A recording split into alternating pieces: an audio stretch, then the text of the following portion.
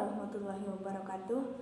Perkenalkan, nama saya Esdia Nurul Santi dengan NIM 2141104014065 dari kelas 3 MPIB.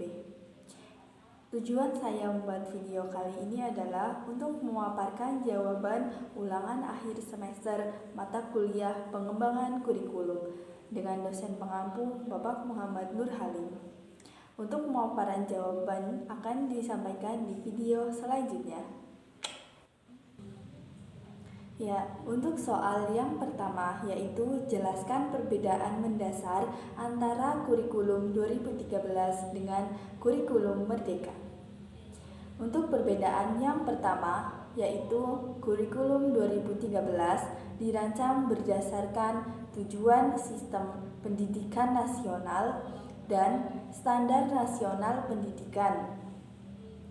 Dalam kurikulum Merdeka menambahkan pengembangan profil pelajar Pancasila. Kemudian untuk perbedaan yang kedua yaitu pada jam pelajaran. Nah, pada kurikulum 2013 ini diatur jam pelajarannya itu diatur per minggu, sedangkan jam pelajaran pada kurikulum Merdeka diaturnya per tahun. Kemudian untuk perbedaan yang ketiga yaitu pada proses pembelajaran pada kurikulum Merdeka dapat dilakukan di mana saja dan kapan saja sesuai dengan kebutuhan serta kemampuan guru dan murid yang diajar. Sedangkan pada kurikulum 2013 mengutamakan kegiatan pembelajaran di kelas. Untuk perbedaan yang keempat yaitu pada penilaian kurikulum. Kurikulum 2013 berdasarkan aspek pengetahuan, aspek keterampilan, aspek sikap, dan aspek perilaku. Sedangkan pada kurikulum Merdeka mengutamakan penguatan profil pelajar Pancasila, kegiatan intrakurikuler dan ekstrakurikuler. Kemudian soal yang nomor 2. Jelaskan perbedaan mendasar antara RPP dengan modul ajar. Nah, pengertian RPP sendiri yaitu rencana pelaksanaan pembelajaran. Merupakan rencana pembelajaran yang dikembangkan secara rinci dari suatu materi pokok atau tema-tema tertentu yang mengacu pada silabus.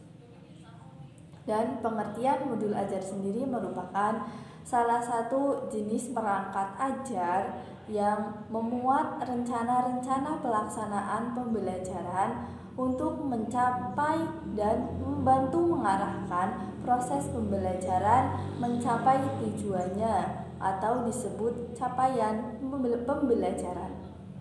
Nah, dalam modul ajar ini tidak ada kompetensi inti atau disingkat dengan KI.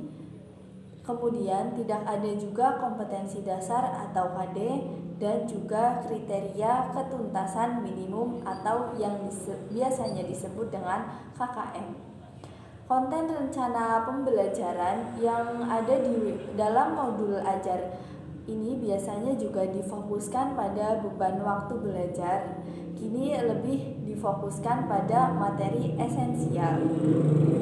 Kemudian dilengkapi dengan berbagai materi pembelajaran, lembar aktivitas siswa, dan asesmen untuk mengecek apakah tujuan pembelajaran sudah dicapai siswa ataukah belum. Ya. Kemudian nomor 3 yaitu uraikan bagaimana cara Anda membuat modul ajar yang dikaitkan dengan moderasi beragama. Yang pertama yaitu menganalisis kondisi dan kebutuhan peserta didik dan satuan pendidikan.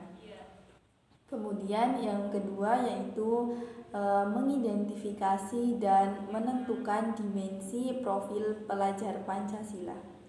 Kemudian yang ketiga yaitu menentukan alur tujuan pembelajaran atau ATP yang akan dikembangkan menjadi modul ajar. Terus Yang keempat yaitu menyusun modul ajar berdasarkan tema yaitu moderasi beragama. Kemudian yang kelima yaitu melaksanakan pembelajaran. Kemudian yang terakhir yaitu menindaklanjuti atau melakukan evaluasi untuk pembelajaran selanjutnya.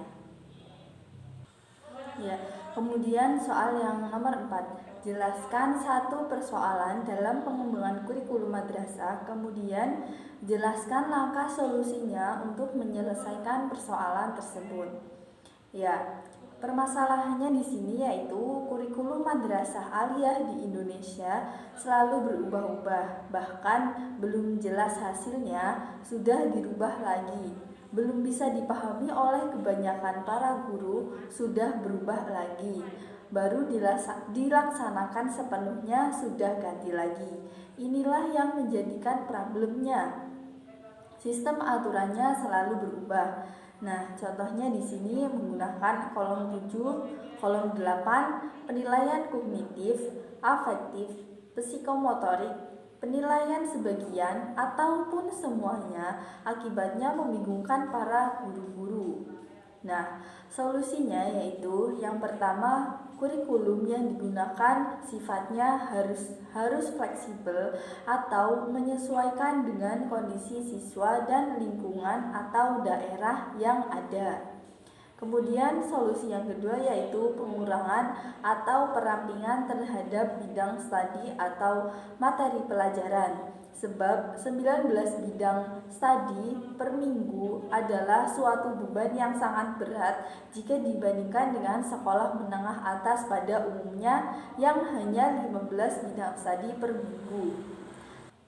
Ya, cukup sekian pemaparan jawaban ulangan akhir semester mata kuliah pengembangan kurikulum.